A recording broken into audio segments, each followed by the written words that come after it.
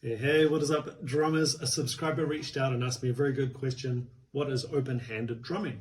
Now, open-handed drumming, assuming I'm on a right-hand setup, which is what this drum kit is set up as, open-handed drumming is going to be when your left hand is playing the hi-hat, your right hand is playing the snare. So when you're playing beats, you're looking something like this.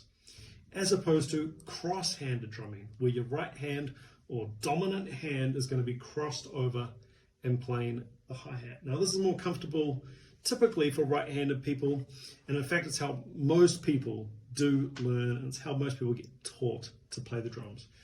Crossed over, and you'll see most drummers doing that, including a lot of famous drummers, even a lot of famous left-handed drummers. So for example, Ringo Starr, famously left-handed but plays the drums right-handed, crossed over.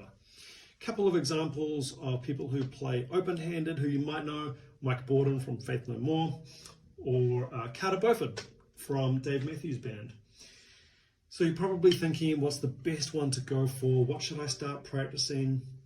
Open-handed, I can access all these amazing melodic tom ideas. You know, for example, Steve Smith and Don't Stop Believing, the Journey song, does all these amazing tom melodies with his right hand because his left hand's taking care of business on the hi-hat. But then, you know, there's a whole bunch of other really famous, incredible drummers who just stick with the tried and true crossed over right hand dominant style. Fact is, there's no answer to that second question. There is no better way to play the drums. There's a million ways to skin the cat when it comes to drumming.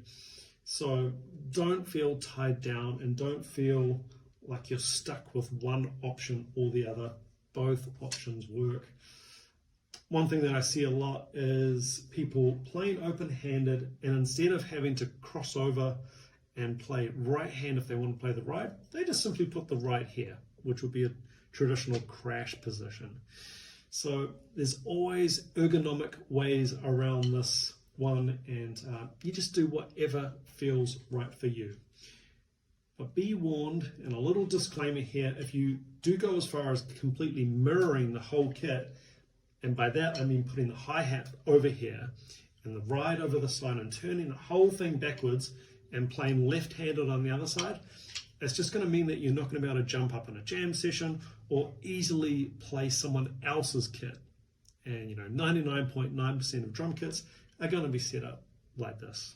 So I hope that answer helps, and happy drumming.